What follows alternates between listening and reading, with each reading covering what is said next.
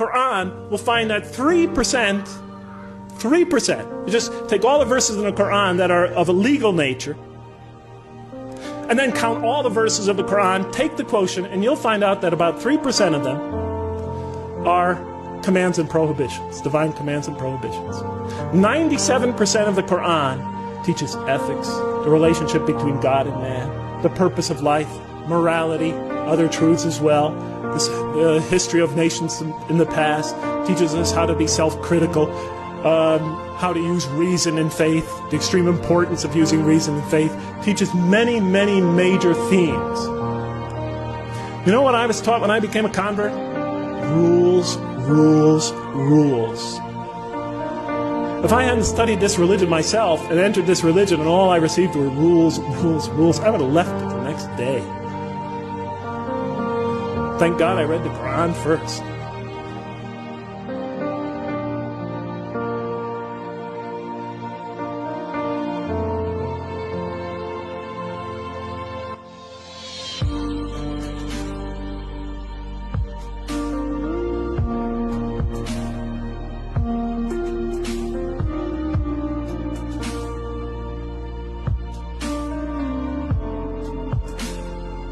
And the Quran is written in a very interesting style. In the beginning, it's quite technical. It goes into a lot of specifics, laws and rules and regulations. By the middle, it takes you into stories, beautiful stories, powerful allegories. Towards the end, the emotions of the Quran picks up and it like reaches a crescendo and brings it all to this beautiful, powerful bursts of spirituality and eschatology, and it all comes together, brilliant, pounding images.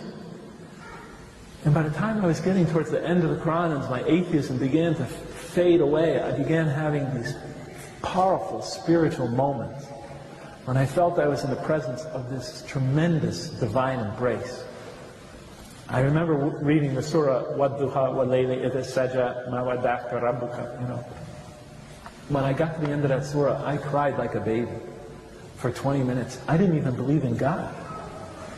And it brought me to tears. And you know, I would try to deny these experiences as I was having them. I would try to step on them. They just kept coming.